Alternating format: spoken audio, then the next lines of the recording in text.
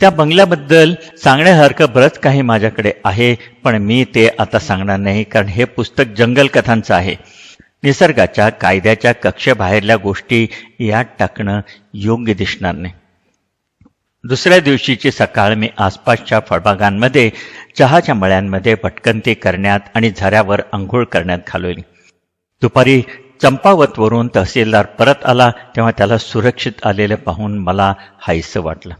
मी उभ्याच त्याच्याशी बोलत होतो आणि आमच्या समोर डोंगरावरची सोपान शेतं व त्याही खाली दरीत एक छोटंसं गाव दिसत होतं.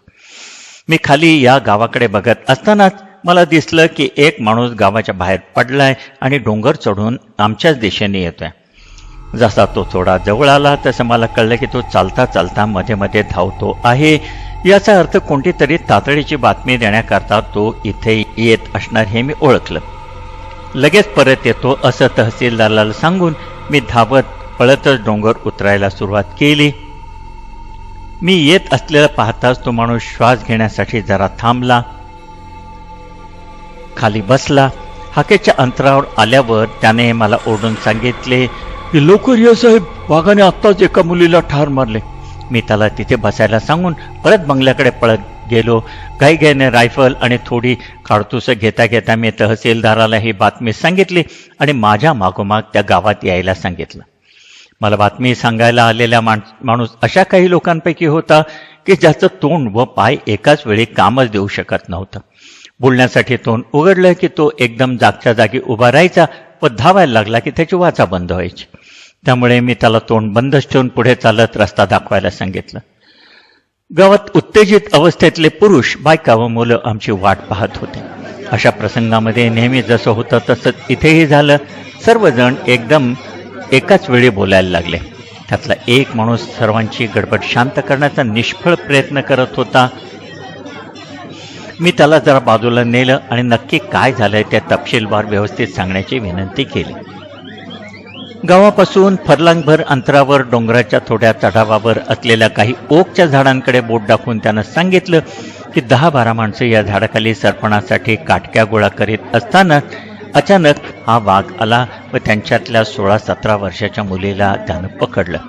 इतर सर्वजण ताबडतोब पळत पळत गावाकडे परत आले आणि मी बंगल्यात राहतोय हे माहीत असल्याने मला बोलवायला त्यांनी लगेच हा माणूस पाठवला होता.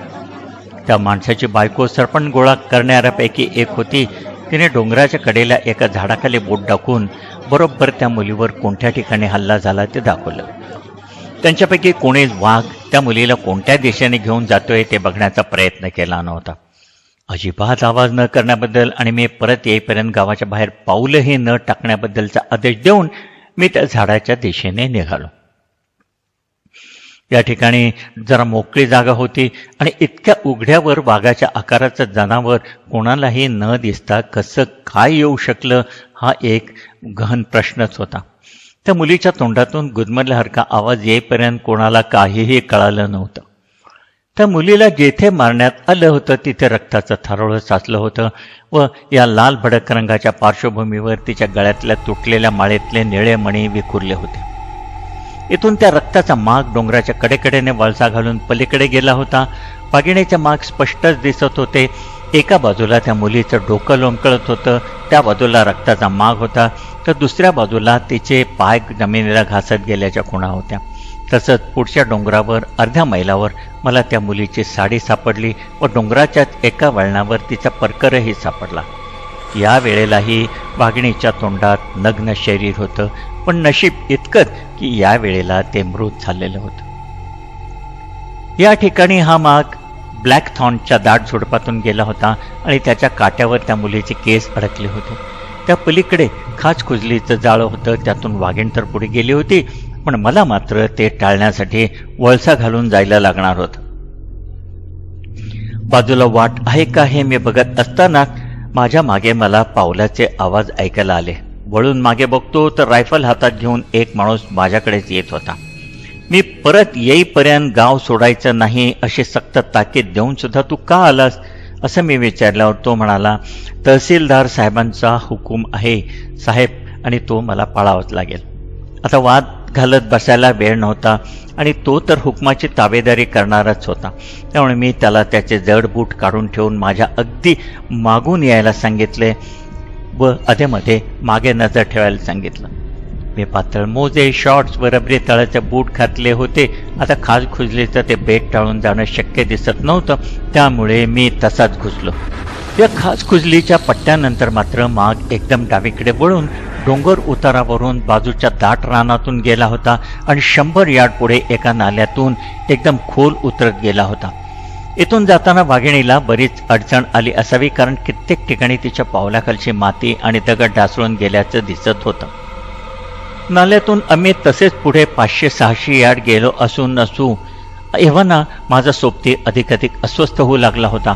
किमान 10 वेळेला तरी त्याने माझा हात घट्ट पकडून पाणावलेल्या डोळ्यांनी मला सांगितलं असेल की त्याला त्याच्या आजूबाजूला आणि मागून वाघाचे आवाज येत आहेत. पुढे आम्ही एका 30 फूट उंचीच्या सुळक्याजवळ येऊन पोचलो.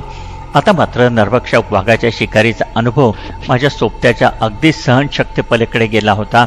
त्यामुळे मी त्याला सांगितलं की तू हा कातळ चढून सुळक्यावर जाऊन बस आणि मी येईपर्यंत तिथेच थांब. अत्यानंदाने तो माणूस सुळका चढून वर गेला व वरूनच त्याने मला सर्व ठाकठीक असल्याची कोंड केली. तेव्हा मी परत नाल्यातून पुढे जायला लागलो. हा नाला त्या सुळक्याला वळसा घालून सरळ 100 यार्ड खाली डावीकडून येणाऱ्या एका घळीला मिळत होता. घळ व नाला यांच्या संगमाजवळ एक पाण्याचं डबकं तयार झालं होतं. मी तिथे पोचलो तसे मला डबक्याच्या अलीकडे रक्ताचे फटकारे दिसले. इथपर्यंत वाघीण सरळ खाली उतरली होती आणि बहुतेक ती खात असतानाच मी नेमका तिथे टपकलो असणार. इकडे तिकडे हाडांचे तुकडे पडले होते. मातीत तिचे पगमार्क्स खोलवर उमटलेले होते व त्यात आता डबक्यातले पाणी हळूहळू भरत होतं. वरून येतानाच मला त्या डबक्याच्या काठावर काहीतरी चमत्कारिक वस्तू दिसली होती व ते काय असावं असा विचार करतच होतो. आता मला कळलं होतं की तो मानवी पायाचाच एक भाग होता. त्यानंतर अनेक वर्ष मी नरभक्षक वाघांच्या मागावर भटकलो होतो, पण त्या दिवशीच्या त्या तरुण मुलीच्या पाया इतकं हृदय हेलावून टाकणारं दृश्य मी कधीच पाहिलं नसेल. एखाद्या कुऱ्हाडीने लाकूड तोडलं जावं त्याप्रमाणे तिचा तो पाय शरीरापासून तोडला गेला होता आणि त्यातून रक्त थपकत होते. त्या पायाकडे बघत असताना मी तंद्रीतच गेलो असणार आणि मला क्षणभर वाघिणीचा पूर्ण विसर पडला असणार. अचानक मला अंतःप्रेरणेने जाणीव झाली की आपल्याला धोका आहे. चटकन रायफलच्या ट्रिगरवर बोट ठेवून मी वर बघितलं तर डबक्या पलीकडच्या 15 फूट उंचीच्या मातीच्या बांधावरची माती ढासळून खाली डबक्यात पडली. मी तसा नवशिकाच होतो, नाहीतरी मी वाघिणीचा इतका जवळून पाठलाग करताना इतका बेसावध राहिलो नसतो. सुदैवाने जाणीव झाल्याबरोबर रायफल घट्ट पकडून खांद्याला लावण्याच्या माझ्या जलद हालचालीमुळे मी वाचलो असणार आणि झडप घालता घालता अचानक थांबल्यामुळे वाघिणीच्या पायाखालची माती ढासळली असणार. पलीकडे हा मातीचा बांध चढायला फार कठीण होता आणि फक्त एकाच प्रकारे तो चढून वर जाता आलं असतं, म्हणजे धावतच ते डबकं ओलांडून त्याच वेगाने उपयोग करून वर चढणे. मी थोडा मागे गेलो, नाल्याचा थोडासा चढाव परत चढलो आणि पळत पळत डबक्यापर्यंत येऊन एका उडीत ते डबकं ओलांडून त्याच वेगाचा उपयोग करून बांधावर चढलो. तिथे माझ्या हाताला एक मजबूत रोपटं लागलं आणि त्याच्या आधारे वर चढून गेलो. तिथे स्ट्रॉबिलॅन्थेसचा म्हणजे एका कार्वी वर्गीय वनस्पतीचा ताटवा होता आणि त्याची वाकलेली देठे हळूहळू परत पहिल्यासारखी ताट होत होती. त्यावरूनच कळत होते की ही वाघीण काही क्षणापूर्वी त्याच्यावरून गेली होती. थोडंसं पुढे एका खडकाखाली तिने माझ्याकडे येताना भक्ष्य कुठे ठेवलं होतं ती जागा मला सापडली. इथून पुढे मात्र तिचे माग, दगडधोंडे, मोठ्या शिळा इतस्तत पसरलेल्या एका मोठ्या पठारावर पोचले होते. इथून पुढे जाणंही अवघड होतं व धोकेदायकही होतं. इथे खडकांमधल्या फटींमध्ये, पोकळीमध्ये नेचे व ब्लॅकबेरीचे झुडपं वाजलेली होती. एखादं चुकीचं पाऊल पडलं असतं तरी पाय मोडला असता व जीवावर बेतला असता.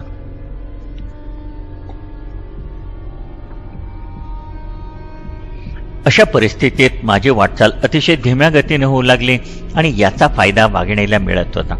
मला पुढे जाता जाता तिने भक्षक कुठे खाली ठेवलं होतं, कुठे ताव मारला होता त्या जागाही दिसत होत्या. या प्रत्येक ठिकाणानंतर रक्ताचा माग स्पष्ट दिसत होता.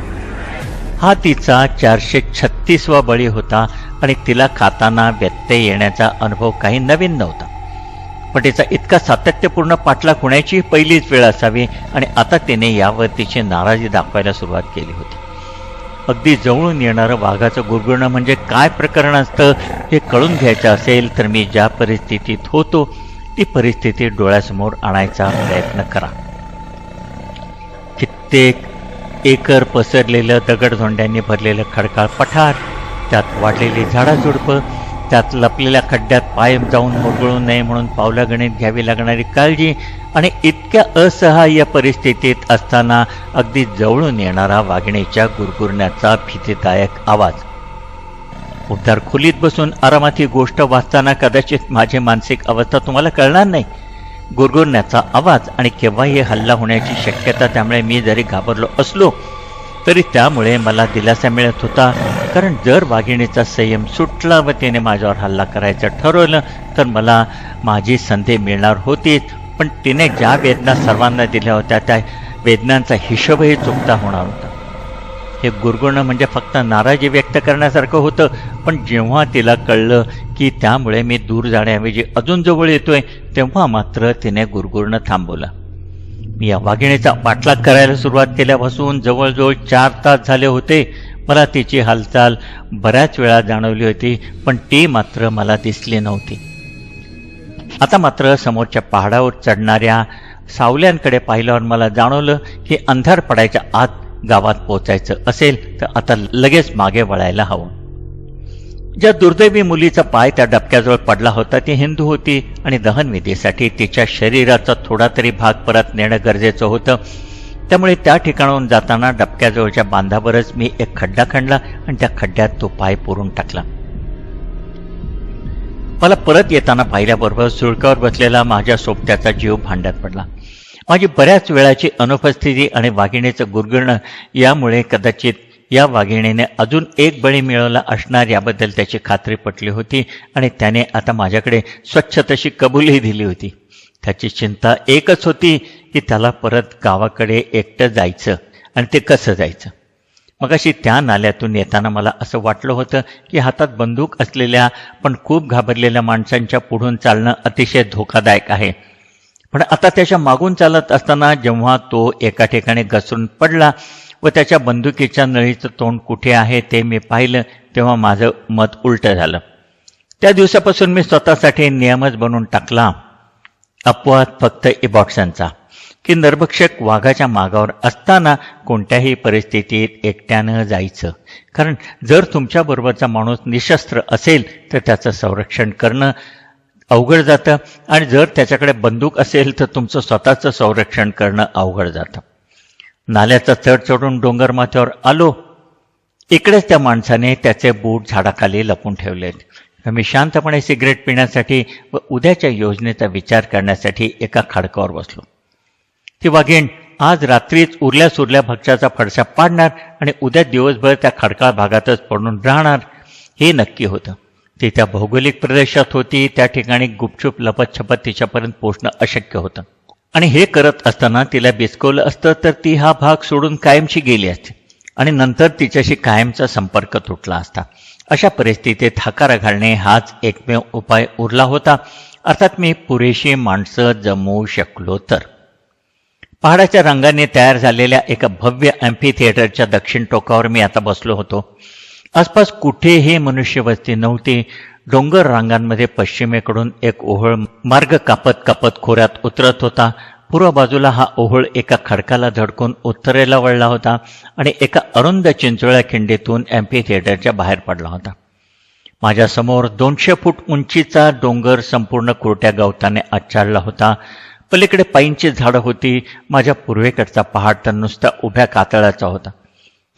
पहाडी बोकडाशिवाय त्यावर कोणतेही जनावर टिकू शकलं नसतं. जर मी पुरेशी माणसं जमवून ओहळापासून ते त्या पूर्वेकडच्या कड्याच्या माथ्यापर्यंत ओळीने उभी करू शकलो व खालच्या जंगलातून वाघिणीला हुसकून लावू शकलो तर तिला या बंदिस्त अँफी थिएटरमधून बाहेर पडण्याचा एकच मार्ग होता, तो म्हणजे ती खिंड. ही अवघड गोष्ट होती कारण मी त्या वाघिणीला आता ज्या डोंगरावर निरोप दिला होता तिथे दाट जंगल होतं आणि तो साधारण 750 यार्ड लांब व अर्धा मैल रुंदीचा प्रदेश होता. तरी जर हकाऱ्यांनी माझ्या सर्व सूचनांचं नीट पालन केलं तर शिकार मिळण्याची बरीच शक्यता होती. गावात माझ्यासाठी तहसीलदार थांबला होता. मी त्याला सर्व परिस्थिती समजून सांगितली आणि जेवढी शक्य होतील तेवढे माणसं जमा करून उद्या सकाळी 10 वाजेपर्यंत त्या मुलीला ज्या झाडाजवळ मारण्यात आलं होतं त्या झाडाजवळ भेटायला सांगितलं. त्याच्याकडून जेवढी शक्य होईल तेवढी निश्चित करण्याचं आश्वासन देऊन तो चंपावतकडे तर मी बंगल्याकडे परत. दुसऱ्या दिवशी पहाटे मी जरा लवकरच उठलो. चांगलं पोटभर खाऊन घेतल्यावर मी माझ्या माणसांना सांगितलं की सामानाची बांधाबांध करून चंपावतला जाऊन माझी वाट बघत बसा. त्यानंतर मी परत एकदा युद्धभूमीवर शेवटची नजर टाकण्यासाठी गेलो. मी केलेल्या योजनेत आता तरी मला काही त्रुटी आढळत नव्हती आणि मी ठरल्या वेळेपेक्षा 1 तास आधीच नियोजित ठिकाणी येऊन पोचलो. नरभक्षकाच्या दहशतीमुळे इतक्या लोकांना जमवताना तहसीलदाराच्या नाकीनऊ येणार आणि इतक्या माणसांना घराबाहेर पडायला उद्युक्त करण्यासाठी समजावून सांगण्यापेक्षा जास्तीचं काहीतरी करायला लागणार हे मला नीट माहीत होतं. 10 वाजता तहसीलदार आणि एक माणूस तिथे आला. नंतर दोघे तिघे करीत दुपारपर्यंत तब्बल 298 माणसं तिथे जमली. अनधिकृत हत्यारांकडे कानाडोळा केला जाईल आणि सर्वांना आवश्यक तो दारुगोळा पुरवला जाईल असे तहसीलदारांनी अप्रत्यक्षपणे कळवल्यामुळे त्या दिवशी जी हत्यारं तिकडे आणण्यात आली होती त्याने एखादं वस्तू संग्रहालय भरलं असतं. सर्वजण एकत्र जमल्यावर आणि दारुगोळ्याचं काडतुसाचं वाटप झाल्यावर मी त्यांना त्या मुलीचा परकर जिथे मिळाला होता त्या ठिकाणी डोंगराच्या कडेला घेऊन गेलो आणि पलीकडल्या डोंगरावरच्या एका वीज पडून वटलेल्या सालं निघालेल्या पाईंच्या झाडाकडे बोट दाखवून सांगितलं की त्यांनी डोंगर माथ्यावर रांगा करून उभं राहावं आणि मी त्या पाईंच्या झाडाखाली उभे राहून रुमाल हलवला की त्यांच्यातल्या काही जणांनी बंदुकांचे बार उडवायचे, काही जणांनी ड्रम वाजवायचे, जोरजोरात आरोळ्या मारायच्या आणि मोठमोठाले दगड दरीत फेकायला सुरुवात करायची. पण कोणत्याही परिस्थितीत मी स्वतः येऊन सांगितल्याशिवाय डोंगर माथा सोडू नये. सर्वांना मी काय सांगितलंय हे समजलंय याची खात्री झाल्यावर मी तहसीलदाराला घेऊन निघालो. त्याचं म्हणणं असं की त्या हकाऱ्यांच्या बंदुका केव्हाही फुटण्याची आणि अपघात होण्याची शक्यता असल्यामुळे तो माझ्याबरोबरच सुरक्षित आहे. लांबवरचा वळसा घालून मी दरीच्या वरच्या तोंडाशी गेलो. तिथून पलीकडच्या पहाडावर येऊन त्या पाईंच्या झाडाकडे उतारावर यायला लागलो. हा उतार या ठिकाणी खूपच कठीण होता आणि तहसीलदाराने पातळ चामड्याचे बूट घातले होते. तो म्हणाला की त्याच्या पायाला फोड आले असल्यामुळे यापुढे चालणं त्याला शक्य होणार नाही. तिकडेच पत्कल मारून तो जरा बरं वाटावं म्हणून बूट काढायला लागतोय. तेवढ्यात मी अगोदर सांगितल्याप्रमाणे रुमाल हलवून इशारा द्यायला विसरलो असं समजून डोंगर माथ्यावर उभ्या असलेल्या लोकांनी बंदुकांचे बार उडवले, आरोळ्या मारून हाकारा घालायला सुरुवात केली. खिंड अजून आमच्यापासून 150 यार्ड होती आणि केवळ अख्खं लहानपण पहाडी इलाक्यात काढल्यामुळेच मी मान व पाय न मोडता तिथपर्यंत पोचलो. आता मात्र घाई करायला पाहिजे होती. धावत खाली उतरताच मी पाहून ठेवलं होतं की खिंडीच्या अगदी तोंडाशी हिरवळीचा एक तुकडा होता. बसायला दुसरी जागा बघण्यासाठी वेळ उरली नसल्यामुळे मी डोंगराकडे पाठ करून त्या गवतावरच बसलो. हे गवत साधारण 2 फूट उंच होतं आणि बसल्यावर माझं अर्ध शरीर झाकलं जात होतं. अजिबात हालचाल न करता बसून राहिलो तर कदाचित वाघिणीच्या नजरेतून सुटायची शक्यता होती. हकारा घातला जाणारा डोंगर माझ्या समोरच होता आणि ज्या खिंडीतून ती वाघीण बाहेर यायचा प्रयत्न करेल असा माझा अंदाज होता ती खिंड माझ्या डाव्या खांद्याच्या जराशी मागे होती. तिकडे डोंगर माथ्यावर तर बंदुकांचे बार, आरोळ्या आणि ड्रम्सचे आवाज यांचा नुसता हल्ल कल्लोळ माजला होता. हा सर्व आडाओडा अगदी शिगेला पोचला असतानाच मला समोर थोड्या उजवीकडून असलेल्या 2 घळींच्या मधल्या गवताळ उतारावरून झेपा टाकत येणारी वाघीण दिसली. ती थोडं अंतर खाली आली असेल तेवढ्यातच पाईंच्या झाडाखाली बसलेल्या तहसीलदाराने अति उत्साहाच्या भरात त्याच्याकडच्या शॉटगनच्या 2 बॅरल्स रिकाम्या केल्या. या शॉटचा आवाज आल्याबरोबर वाघीण झटकन मागे वळली आणि आल्या मार्गाने परत फिरून जाड सुटपांमध्ये शिरत असतानाच मी अतिशय उद्वेगाने एक बुलेट घाई गडबडीने नेम धरून मारली. डोंगर माथ्यावरच्या माणसांना हे 3 शॉट ऐकल्यावर साहजिकच वाटलं असणार की वाघिणीचा खात्मा झालाय. त्यामुळे त्यांनी त्यांच्या बंदुका रिकाम्या केल्या व एक शेवटची आरोळी दिली आणि ती वाघीण परत कड्यावर पोचेल व तिला अचानक तिथे आलेली पाहिल्यावर आता काय होईल याचा विचार करत मी जीव मुठीत घेऊन बसलेलो असतानाच ती वाघीण माझ्या डाव्याकडच्या झुडपातून बाहेर पडली आणि एका झेपेत ओहाळ ओलांडून खिंडीकडे जाऊ लागली. समुद्र सपाटीच्या पातळीशी जुळवलेल्या माझ्या .500 काटाईट रायफलचा नेम या उंचीवर थोडासा वर लागला असावा आणि जेव्हा ती वाघीण या शॉटनंतर अचानक थांबली तेव्हा मला वाटलं की माझी गोळी तिच्या वरून गेली असावी आणि माघार घेण्याच्या रस्त्यावर मी असल्याने ती अचानक थांबली असेल. पण प्रत्यक्षात माझा नेम बरोबर पण एखादा इंच मागे लागला होता. डोके झोकून ती अर्धवट वळली आणि मला फक्त 30 यार्डावरून तिच्या खांद्याचा शॉट मिळाला. दुसऱ्या शॉटनंतर एक आचका देत कान मागे घेऊन आणि दात विचकून ते माझ्या दिशेने येऊ लागले. मी मात्र रायफल खांद्याला लावून या गोष्टीचा विचार करत होतो की आता जर माझ्यावर हल्ला झाला तर काय करणं योग्य ठरेल. कारण माझी रायफल रिकामी होती. मी येताना 3 काडतूस आणली होती. 2 पेक्षा जास्त काडतूस लागतील असं मला वाटलं नव्हतं आणि तिसरं काडतूस मी फक्त आणीबाणीच्या प्रसंगासाठी घेतलं होतं. सुदैवाने वाघिणीने हल्ला करण्याचा विचार सोडून दिला. अतिशय सावकाशपणे ती वळली, परत झरा ओलांडला आणि उजवीकडच्या खडकावर चढली. तिकडे एक अरुंद कपाट डोंगराच्या अंगावरून तिरपी जात एका सपाट खडकापर्यंत पोचली होती.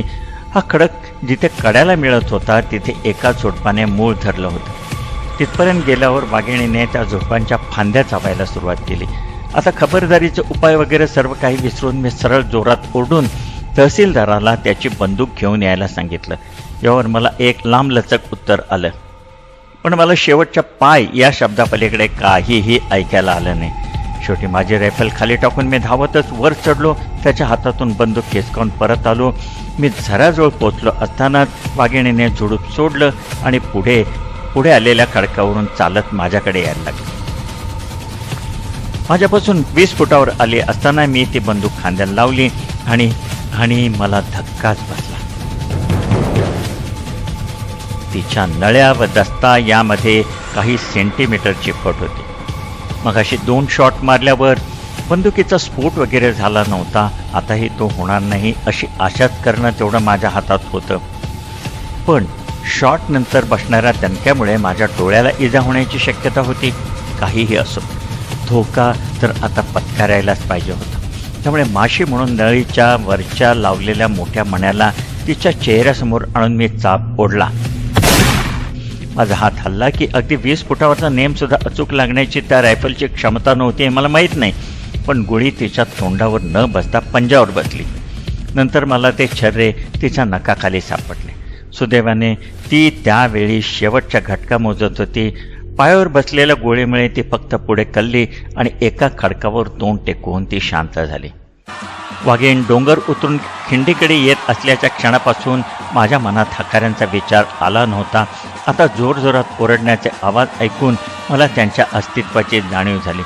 कोणीतरी ओरडत होतं, ती बघा, ती त्या खडकावर आहे, खेचा तिला खाली, आपण तिचे तुकडे तुकडे करूया. प्रथम माझ्या कानावर विश्वासच बसला नाही, पण ते ऐकलं ते खरं होतं. एवढंच नव्हे तर इतरही जण असंच काहीतरी बोलत होते. सुदैवानं ती ज्या कपारीवरून चालत त्या खडकापर्यंत पोचली होती ती हाकाऱ्यांच्या विरुद्ध दिशेला होती आणि मी चालत जाऊ शकेन इतकीच ती रुंद होती. मी खडकावर पोचलो आणि तिच्या धडावर पाय ठेवून उभा राहिलो. खडे मारून ती नक्की जिवंत नसल्याची खात्री करून घ्यायला सुद्धा मला वेळ मिळाला नाही. तेवढ्यात ती माणसं जंगलातून बाहेर आली आणि हातातल्या बंदुका, कुऱ्हाडी व गंजलेल्या तलवारी भाले नाचवत धावत येऊ लागले. हा कातळ 12 ते 14 फूट उंच होता. त्यामुळे त्यांचा वेग तिथे आल्यावर जरा खुंटला, कारण तिथे पावसाच्या पाण्याने तयार झालेल्या धबधब्याचं पाणी सतत वाहत असल्यामुळे त्या कातळाचा पृष्ठभाग शेवाळलेला होता. त्यामुळे त्यांच्या अनवाणी पायांना त्यावर पकड घेणं शक्य नव्हतं. वाघिणीचा मृतदेह पाहिल्यावर त्यांच्या मनात उसळलेला संताप अनाठाही नव्हता. त्यांच्यात एकही माणूस असा नव्हता की ज्याला त्या वाघिणीमुळे दुःख भोगायला लागलं नव्हतं. बेभान झालेल्यापैकी एक त्यांचा पुढारी वाटत होता आणि तो तलवार नाचवत नाचवत बोलला, हाच तो शैतान याने माझ्या बायकोला आणि 2 पोरांना मारलं. पण नेहमी अशा जमावाच्या बाबतीत होतं तसं इथेही झालं. संतापाची लाट जशी आली तशी ओसरली सुद्धा. ज्या माणसाने बायको आणि पोरं गमावली होती त्याचं कौतुक करायला पाहिजे की सर्वात प्रथम सर्वांना सावरणारा तोच होता आणि त्याने सर्वात प्रथम शस्त्र खाली ठेवलं. खडकाजवळ येऊन तो बोलला की आम्ही जेव्हा आमच्या शत्रूला पाहिलं तेव्हा आम्ही बेभान झालो होतो साहेब, पण आता वेडेपणा ओसरलाय. कृपा करून तुम्ही आणि तहसीलदार साहेब आम्हाला माफ करा. न वापरलं गेलेलं काडतूस काढून मी ते बंदूक वागण्याच्या झाडावर ठेवली आणि हाताचा आधार घेऊन इतरांच्या मदतीने खडकावरून खाली आलो. मी कपारीवरून खडकापर्यंत कसा पोचलो हे सर्वांना दाखवल्यावर त्या सर्वांनी वाघिणीचा देह अलगद खाली आणला. खडकावर उभी राहून वाघीण माझ्याकडे पाहत असताना मला जाणवलं होतं की तिच्या तोंडामध्ये काहीतरी गडबड आहे. आता नीट पाहिल्यावर दिसले की जबड्याच्या उजव्या बाजूचा वरचा आणि खालचा असे दोन्ही सुळे तुटून गेले आहेत. वरचा अर्धवट खालचा पार हिरडीपर्यंत बहुतेक कोणाच्या तरी रायफलमधून सुटलेल्या गोळीमुळे झालेल्या या कायमस्वरूपी दुखापतीमुळे तिला आपल्या नैसर्गिक भक्ष्याची शिकार करणं अवघड झालं असणार आणि तिचं नरभक्षक बनण्याचं हेच कारण होतं. वाघिणीची कातडी इथे सोलू नये अशी मला सर्वांनी विनंती केली. त्या रात्री गावागावात नेऊन त्यांना त्यांच्या बायका पोरांना स्वतःच्या डोळ्यांनी बघून द्यायचं होतं की त्यांचा दुश्मन आता खरोखर संपला आहे. पटापटा 2 मोठे वासे तोडले गेले. वाघिणीच्या दोन्ही बाजूला ठेवून पगड्या, फेटे, शेले आणि अगदी लंगोट्यासुद्धा वापरून तिला बांधलं गेलं. आता ते धूळ उचललं गेलं आणि त्या पहाडाच्या खाली आणलं गेलं. त्यांनी मगाशी हकारा टाकला होता त्या डोंगरावरून दाट जंगलातून लांबच्या रस्त्याने नेण्यापेक्षा ती माणसं म्हणली की याच उभ्या पहाडावरून नेणे योग्य होईल. मागच्या माणसाने पुढच्या माणसाच्या कमरेचं वस्त्र घट्ट धरून माणसाचे दोर बनवले गेले. त्यानंतर वाघिणीचे धूळ ठेवलेले वासे त्यावर ठेवून आणि पुढच्या माणसाच्या तळपायाला मागच्या माणसाने आधार देत ही वरात हळूहळू त्या पहाडावरून सरकू लागली. भुंग्याच्या सेनेने एखादा मोठा भुंगेरा घेऊन भिंतीवर चढावं तसं ते दृश्य दिसत होतं. या प्रमुख सेनादलाच्या मागे दुय्यम आणि छोटं सेनादल चालत होतं, पण त्यांच्याकडे वाघिणीऐवजी तहसीलदाराचं मुटकुळं होतं. त्या दिवशी त्यातला एखादा दुवा जरी निसळला असता तरी फार मोठी मनुष्यहानी झाली असती हे निश्चित. डोंगर माथ्यावर पोचल्यावर हे लोक गाणी गात गात पूर्वेकडच्या त्यांच्या खेडेगावामध्ये गेले. तहसीलदाराला पश्चिमेकडे चंपावतला नेण्यात आलं. माझा रस्ता मात्र कालच्याच मार्गाने जाणार होता, जिथे त्या ब्लॅक थॉर्नच्या काठामध्ये त्या मुलीचे केस अडकले होते. त्या ठिकाणी आल्यावर मी आमच्या युद्धभूमीकडे पुन्हा एकदा पाहण्यासाठी थांबलो. खाली उतरत असताना हाकारा घालणाऱ्या माणसांना त्या मुलीचं डोकं सापडलं होतं आणि आता त्या खिंडीच्याच ठिकाणावर निघणाऱ्या धुरांच्या रेषावरनं समजत होतं की त्या मुलीच्या नातेवाईक तिचे अंत्यसंस्कार पार पडत आहेत. ज्या ठिकाणी वाघीण मारली गेली होती त्याच ठिकाणी. त्या दिवशी रात्रीच्या जेवणानंतर मी तहसीलदार कचेरीच्या अंगणात उभा असताना मला समोरच्या डोंगरावरून पायींच्या मशाल्यांची रांग वळसे घेत उतरताना दिसली आणि लगेचच पहाडी गाण्यांचे आवाजही दूरवर ऐकू आले. तासाभरानंतर वाघिणीला माझ्या समोर ठेवण्यात आलं. इतके लोक भोवताली जमलेले असताना वाघिणीची कातडी सोडण्याचं काम तसं अवघडच होतं. त्यामुळे मी एकूण प्रक्रियेत थोडी काटछाट करून तिचं डोकं म्हणजे धडा वेगळे केले आणि कातडीवर लटकत ठेवले. नंतर आरामात वेळ मिळाल्यानंतर अर्ध राहिलेलं काम करता आलं असतं. त्यानंतर त्या मृतदेहावर एका पोलिसाचा पहारा ठेवण्यात आला आणि दुसऱ्या दिवशी आसपासच्या गावातली माणसं तिथे जमलेली असताना धड, पाय, शेपटी या अवयवांचे छोटे छोटे तुकडे करून त्या सर्वांना वाटण्यात आले. असे तुकडे या मुलकात लहान मुलांच्या ताईतात ठेवले जातात. मंतरलेल्या ताईतात त्याची भर पडल्यावर त्या माणसात संकटाशी सामना देण्याचं धैर्य येतं आणि भूत, खेत, जंगली शब्दापासून त्यांचं संरक्षण होतं असा समज आहे. काही दिवसांनी त्या मुलीची वाघिणीने गिळलेली अख्खी बोटं स्पिरिटमध्ये घालून तहसीलदाराने मला पाठवली. ती मी नैनितालच्या नंदादेवी मंदिराजवळ पुरून टाकली.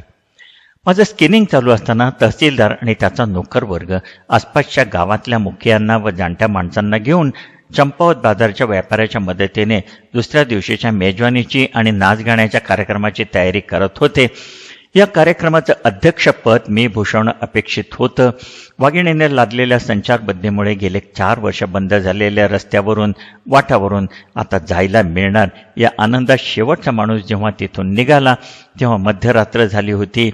मी शांतपणे एक सिगरेट पेटवली आणि तहसीलदाराला सांगितलं की मला जास्त काळ इथे थांबता येणार नाही, त्यामुळे कार्यक्रमाच्या वेळी त्याने माझी जागा घ्यावी.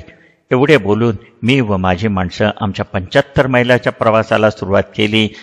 आमच्या हाताशी फक्त 2च दिवस होते. सूर्य उगवल्यानंतर मी माझ्या माणसांना मागे टाकलं आणि माझ्या घोड्यावर खोगिऱ्याला वाघाची कातडी बांधून अर्धवट राहिलेलं स्किनिंगचं काम वेळेत पूर्ण करण्यासाठी दाबीदुऱ्याकडे दौडत निघालो. ती रात्र मला दाबीदुऱ्यालाच काढायची होती. पाली गाव जवळ आल्यावर डोंगरावरच्या त्या घरावरून जाताना मला अचानक वाटलं की त्या वाचा गेलेल्या स्त्रीला ही वाघीण मेल्याची बातमी कळाली तर तिला बहिणीच्या मृत्यूचा सूड घेतला गेल्याचा आनंद मिळेल. माझा घोडा पहाडी भागातच जन्मलेला होता, त्यामुळे ओक झाडाच्या पानापासून ते खास कोयलेच्या झुडपापर्यंत काहीही पचवायची त्याला सवय होती. त्याला रस्त्यावरच चरायला सोडून मी टेकाट चढलो आणि त्या घरात आलो. वाघिणीचं डोकं दगडावर टेकून मी कातडी पसरून ठेवली तेव्हा घरातली लहान मुलं मोठं डोळे करून बघत होती. त्यांच्याशी बोलतानाच आवाज ऐकून आज स्वयंपाक करणारी त्यांची आई दरवाजापाशी आली. शॉक काउंटर शॉकबद्दलच्या सिद्धांताबाबत मी काही बोलणे योग्य नव्हे, पण मी इतकं निश्चित सांगू शकतो की ज्या स्त्रीची गेले वर्षभर वाचा गेली होती आणि जिने 4 दिवसापूर्वी माझ्या प्रश्नांचे उत्तर देखील देण्याचा प्रयत्न केला नव्हता, ती स्त्री आता झोपड्यापासून रस्त्यापर्यंत व परत मागे धावत आपल्या नवऱ्याला आणि गावातल्या लोकांना ओढून सांगत होती, या लवकर या आणि साहेबाने काय आणलं ते बघा. अचानक आपली आई बोलायला लागल्याने मुलांची नजर त्यांच्या आईच्या चेहऱ्यावरून ढळता ढळत नव्हती.